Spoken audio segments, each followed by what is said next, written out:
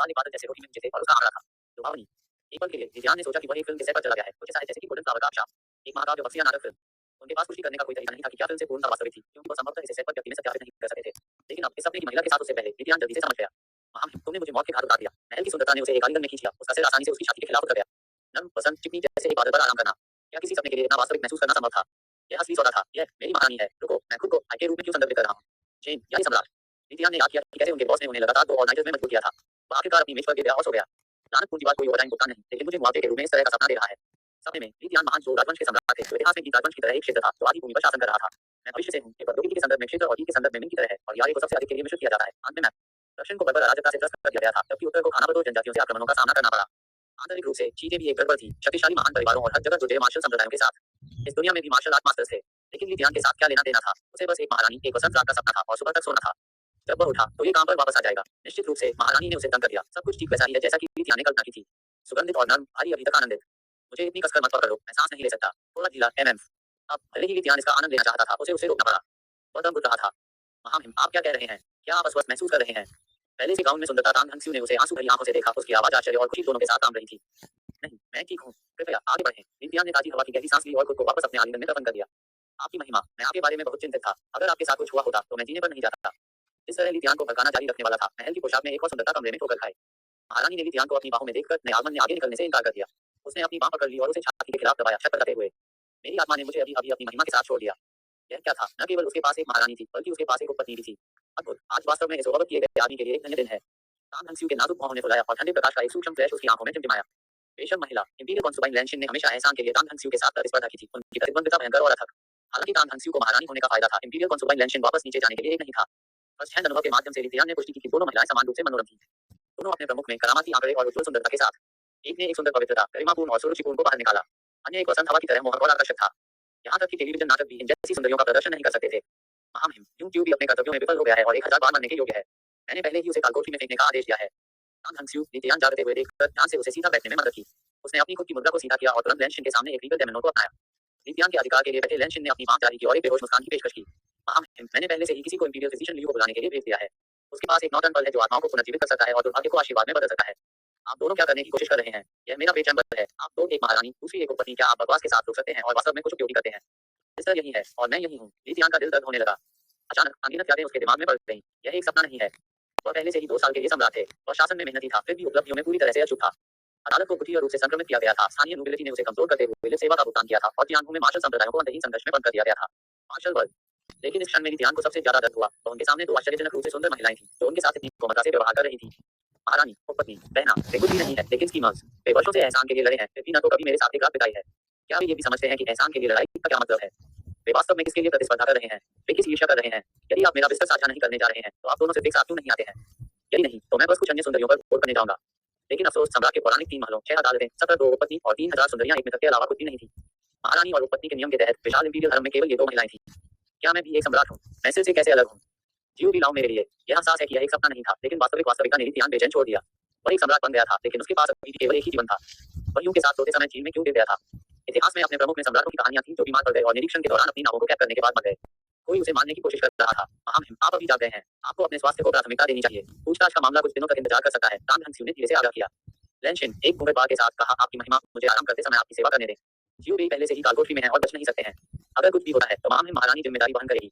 HMPH, लीजियान ने उन दोनों को एक ठंडी चमक से गोली मार दी। मेरी सेवा, आग पर तेल डालने की तरह अधिक। आप केवल बात करना जानते हैं, लेकिन कभी भी अभिनय नहीं करते हैं। एक दिन मुझे आपके दोनों शीर्षक पति करने का एक बहाना मिल जाएगा। मैं व्यक्तिगत रूप से जीव से पूछताछ करूंगा। अल्पविराम। मेजबान को बधाई। मूर्ख सम्राट प्रणाली सफलतापूर्वक बाध्य हो गई है। ग्रेट जो का वर्तमान राष्ट्रीय भाग्य 120,000 अंक। मेजबान की वर्तमान खेती। तीसरा चरण मार्शल कलाकार। अगले राष्ट्रीय भाग्य निपटान तक शेष 5 दिन। क्या आना चाहिए? हमेशा आएगा। इससे कोई फर्क नहीं पड़ता कि आप एक ओवर किए गए मजदूर या एक यूनुस हैं। लेकिन लीजियान के लिए उनकी दृष्टि काली हो गई। यहाँ तक कि सिस्टम मुझे बर्बाद करने की कोशिश कर रहा है। उन्होंने सिर्फ अपमान को सहन करने और अपनी इच्छा को तेज करने का संकल्प लिया था, ताकि महान जो की फ्रैक्चर वाली भूमि को महिमा और जीत राजवंश के भाग्य से बचने के लिए नेतृत्व किया जा सके। फिर भी आकाश ने पहले ही उसके लिए अन्यथा फैसला कर लिया था। अगर मेरे पास कोई विकल्प होता तो मैं एक महान सम्राट बनना चाहता था। सिस्टम ने जल्दी से मोहक लाभों की एक सूची की पेशकश की। एक मूर्ख सम्राट होने के नाते अपने भक्तों के बिना नहीं आया। जब एक मूर्ख सम्राट देश को प्रबंधित करता है और अपने राष्ट्रीय भाग्य को गिराने का कारण बनता है, तो वह खेती का स्तर प्राप्त करता है और विभिन्न पुरस्कार प्राप्त करता है। वर्तमान में लीजियान की खेती मार्शल कलाकार के तीसरे चरण में थी, मार्शल आर्ट में एक का मंच। आखिरकार वह एक संस्थापक सम्राट नहीं था, बस बुनियादी मार्शल कौशल वाला कोई व्यक्ति। राष्ट्रीय भाग्य को लगातार तोड़फोड़ करके एक मूर्ख सम्राट अंतहीन रूप से पुरस्कार प्राप्त कर सकता है, यहाँ तक कि संभावित रूप से मार्शल आर्ट के माध्यम से अमरता के लिए आरोही। बेशक, क्या ये सिर्फ एक पाइप सपना था जो सिस्टम द्वारा संकलित किया गया था? लीजियान को यकीन नहीं था। एक बुद्धिमान सम्राट होना मुश्किल था, एक मूर्ख सम्राट होने के नाते आसान। क्या वादा के अनुसार पुरस्कार आएंगे? क्या वे इसके लायक थे? क्यों न इसे एक प्रयास से अल्पविराम महामहिम जीओबी में लाया गया है। एक युवा यूं झकझोरकर और झकझोरने वाली आंखों को हॉल में घसीटा गया। एक नजर ये बताने के लिए पर्याप्त थी कि वह एक पुण्य व्यक्ति नहीं था। जिस क्षण जियोबेई ने लीजियान को देखा, वह अपने घुटनों पर गिर गया जैसे कि उसके उद्धारकर्ता को देखकर दयनीय रूप से घुस गया हो। आपकी महिमा, कृपया मुझे छोड़ दें, मुझे अन्याय हो गया है, मैं हमेशा आपके प्रति वफादार रहा हूँ। आप ठीक करेंगे, इस दिन से आगे जियोबेई लीजियान के बीच जोंगसिन होंगे। जियोबी, मैं आपको पुरस्कृत करना चाहता हूँ। अल्पविराम क्लोजिंग स्क्वायर ब्रैकेट। महान जो मानचित्र मुक्त नी शुद्ध पठन अनंत पढ़ने में सक्षम करें। चुकाया गया विज्ञापन मुक्त पढ़ना अध्याय डाउनलोड करें। Amtel पर पढ़ने के लिए धन्यवाद। आपका समर्थन बहुत मायने रखता है। एक अध्याय एक, यह एक बुद्धिमान सम्राट होना मुश्किल है, लेकिन क्या मैं कम से कम मूर्ख नहीं हो सकता? कॉपीराइट सर्वाधिकार कॉपीराइट Amtel ई बुक शेयरिंग प्लेटफॉर्म। वेबसाइट पर लेखों को स्वतंत्र रूप से नेटिजन्स द्वारा अपलोड किया गया है। कॉपीराइट मुद्दों के लिए कृपया DMCA पर जाएं। शर्तें और कौन संपर्क गोपनीयता नीति DMCA। अध्याय एक पढ़ें। मैं स्पष्ट रूप से एक मूर्ख सम्राट बनना चाहता था कि मैं एक शाश्वत सम्राट कैसे बन गया। अध्याय 2 विश्वासघात को पुरस्कृत करना बेईमान गोली प्राप्त करना। मैं आपको सोने के 2000 टेल्स के साथ पुरस्कृत करूंगा। और सब चुप्पी में गिर गया। किसी ने भी यह उम्मीद नहीं की कि न केवल लीजियान स्टैच्यूरी बल्कि वो भी उसे पुरस्कृत करेगा इस पर उस पर। हालांकि लीजियान को टीवी नाटकों द्वारा गुमराह किया गया था, ये सोचकर कि इंपीरियल रिवॉर्ड्स हमेशा 1000 टेल्स ऑफ गोल्ड में शुरू हुए। थोड़ा वह जानता था, ये राशि पूरे एक साल के लिए महारानी के महल के खर्चों को कवर करने के लिए पर्याप्त थी। बेशक इसमें उसके मात्र परिवार द्वारा गुप्त रूप से धन को शामिल नहीं किया गया था, जिसे आधिकारिक तौर पर दर्ज नहीं किया गया था। फिर भी ये राशि महल के बजट के भीतर कोई छोटी बात नहीं थी। जियोबेई तुरंत फिर से अपने घुटनों पर गिरा। महामहिम, ये नौकर आपकी रक्षा करने में विफल रहा और आपको घायल होने की अनुमति दी। मैंने इस तरह के उदार इनाम को स्वीकार नहीं किया। लीजियान ने भड़काया और पीछे हट गया। क्या मैं सोने के मात्र 2000 टेल्स के लायक भी नहीं हूँ? उनके शब्दों में हॉल में हर कोई तुरंत घुटने टेक दिया। ये देखकर लीजियान मदद नहीं कर सकता, लेकिन संतुष्टि की फील महसूस कर सकता है। जियोबी, इनाम ले लो, ये तुम्हारा है। अल्पविराम, एक विश्वासघाती नौकर पर भरोसा करते हुए महान जो के राष्ट्रीय भाग्य को 2000 रन से कम कर दिया है। इनाम पेयूं गोलियों की एक बोतल। लीजियान को बहुत खुश किया गया था। ये बहुत आसान था। समय के साथ उनकी मार्शल आर्ट निश्चित रूप से पूर्णता तक पहुंच जाएगी और वह अमरता के लिए चढ़ेंगे। एक मूर्ख सम्राट होने के नाते ये सरल नहीं हो सकता है। इस समय जियोबेई लीजियान की आंखों में सिर्फ एक विश्वासघाती नौकर नहीं था, वह एक अमूल्य खजाना था। उसे कुछ पैसे के साथ पुरस्कृत करने के कारण राष्ट्रीय भाग्य 2000 रन से गिर गया। ऐसा नौकर किसी भी आकांक्षी मूर्ख सम्राट के लिए बिल्कुल आवश्यक था। उसके साथ लीजियान अपने मूर्ख सम्राट करियर में महानता हासिल करने में कैसे विफल हो सकता है? हालांकि बस उसे पैसे के साथ पुरस्कृत करना पर्याप्त नहीं था। लीजियान ने कहा, जियोबी, आज से आप शाही शस्त्रागार में प्रशिक्षित कर सकते हैं। अल्पविराम, आपकी महिमा, आपको नहीं करना चाहिए। तांग हंस्यू और लेन शिन दोनों ने उसे रोकने के लिए आगे बढ़ा। इंपीरियल आर्मरी ने शाही परिवार द्वारा एकत्र किए गए मार्शल आर्ट मैनुअल को श्रमसाध्य रूप से एकत्र किया। केवल यूनुस जो पूर्ण वफादारी साबित करते थे, उन्हें वहां प्रशिक्षित करने की अनुमति दी गई थी। यदि कोई विश्वासघाती नौकर जियोबी जैसे कोई व्यक्ति मार्शल आर्ट सीखने के लिए होता, तो भविष्य में उसे दबाना लगभग असंभव होगा। लीजियान ने उदासीनता से अपना हाथ लहराया। इस बार अगर जियोबी के लिए नहीं, तो मैं पहले से ही इंपीरियल गार्डन में समाप्त हो जाता। यदि कोई भी मेरी तरफ से मार्शल आर्ट नहीं जानता है, तो अगली बार क्या होगा? दरवाजे के बाहर के गार्ड ये सुनकर तुरंत घुटने टेक दिए। यह आपकी महिमा की रक्षा करने के लिए यह नौकर की विफलता थी। कृपया हमें क्षमा करें। पर्याप्त है, मैं इस मामले को आगे नहीं बढ़ाऊंगा। न केवल जियोबी जाएंगे, बल्कि मैं एक साथ शस्त्रागार में प्रशिक्षित करने के लिए 9 और का चयन करूंगा। स्कीमर्स ग्रेट जो का नेशनल फॉर्चून -2000। जियोबी वास्तव में एक उपयोगी मोड़ा था। परिणाम इतनी जल्दी आ गए। महारानी तांग हंस्यू ये देखते हुए कि सम्राट सिर्फ एक गंभीर बीमारी से उबर चुका था, उसने अपने फैसले का विरोध नहीं किया। आखिरकार ये सिर्फ एक युग था, वह कभी भी उसके साथ सौदा कर सकती थी। तांग हंस्यू ने कहा और कहा, शाही चिकित्सकों ने सलाह दी है कि आपकी महिमा को आराम करना चाहिए। मैं आपको और परेशान नहीं करूंगा। महारानी बस उस तरह से छोड़ दिया। रात नहीं रह रहे हैं। एक महारानी होने के नाते बहुत आसान लग रहा था। कोई आश्चर्य नहीं कि पिछले सम्राट ने कोई उत्तराधिकारी नहीं छोड़ा था। इंतजार, मूल शरीर अक्सर जियोबी के साथ समय बिताता है। हरम के पास केवल 2 पत्नी थे और नहीं कभी सम्राट के बिस्तर को साझा किया था। तो मूल शरीर पुरुषों में था। लीजियान ने जल्दबाजी में मूल शरीर की यादों के माध्यम से खोज की और पता चला कि वह भी एक कुंवारी थी। तभी उसने राहत की सांस ली। हालांकि जियोबी अब अपनी तरफ से नहीं रह सकते थे। लीजियान एक सीधा आदमी था। यदि आवश्यक हो तो वह बस उदारता से इनेश को पुरस्कृत कर सकता है और उसे दूर भेज सकता है। जैसे ही महारानी रवाना हुई, इंपीरियल कॉन्सुल ने उठी और कहा, आपकी महिमा, मैं भी आपके आराम को परेशान नहीं करूंगा। कॉन्सुल के रिट्रीटिंग फिगर को देखते हुए लीजियान सहज रूप से एक हाथ तक पहुंच गया, केवल मिडवे को रोकने के लिए। रहने भी दो, एक बार जब वह अमरता में चढ़ जाता है, तो आकाश में अनगिनत सुंदर परियां होंगी। अल्पविराम छठे राजकुमार के निवास पर। छठे राजकुमार लीशॉ लीजियान के चाचा थे। लीजियान के दादा का निधन होने से पहले क्राउन प्रिंस को जमा करने और लीशॉ को उत्तराधिकारी बनाने के विचार थे। नतीजतन सिंहासन पर चढ़ने के बाद लीजियान के पिता लीशू से सावधान रहे। हालांकि लीशू चतुर थे और उन्होंने अभिनय किया जैसे कि उन्हें सत्ता में कोई दिलचस्पी नहीं थी। यहाँ तक कि उन्होंने 3 धर्मों और विचार के 9 स्कूलों के सभी प्रकार के लोगों के साथ अपनी स्थिति को कम कर दिया। दायरे में कई उल्लेखनीय नायकों का लीशू के साथ कुछ संबंध था। इसके अतिरिक्त वह अक्सर अन्याय में हस्तक्षेप करता था और आम लोगों के लिए बात करता था, जिससे उसे जनता के बीच द वाइट प्रिंस का शीर्षक मिला। इस समय हालांकि बुद्धिमान राजकुमार ने अब अपनी सामान्य मुस्कान नहीं पहनी थी। इसके बजाय उसका चेहरा अंधेरा था, क्योंकि वह उसके सामने काले रंग में घुटने टेकने वाले आदमी को देख रहा था। लीजियान प्रशिक्षण के लिए उस शस्त्रागार को शस्त्रागार में भेज रहा है। हाँ, क्या उसे शाही बात पर संदेह है? हाँ, मैंने उसे अतीत में कम करके आंका। मुझे उम्मीद नहीं थी कि मैं उसके द्वारा लगाए गए शतरंज के टुकड़े को नोटिस करे। काले रंग का आदमी डर से कांपते हुए सावधानी से पूछा, क्या मामले हमें संदेह करते हैं? लीशू ने बेहोश मुस्कुराया, अभी तक नहीं, लेकिन वह अपने खुद के विश्वसनीय सहयोगियों की खेती करने लगा है। तभी आदमी ने काले रंग में आराम किया। अगर हम इसे जारी रखने देते हैं, तो महामहिम की स्थिति केवल समय के साथ मजबूत हो जाएगी। बुद्धिमान राजकुमार में एक बेहोश मुस्कान थी। गाज झांग, आपने मार्शल आर्ट का अभ्यास कब शुरू किया? आपकी महारानी, मैंने 7 साल की उम्र में प्रशिक्षण शुरू किया। गाज झांग ने उत्तर दिया। बुद्धिमान राजकुमार ने शांति से सिर हिलाया। बिल्कुल, आप साथ में शुरू हुए और अब आप मार्शल आर्ट के 7वें चरण में हैं। एक पहली दर विशेषज्ञ माना जा रहा है।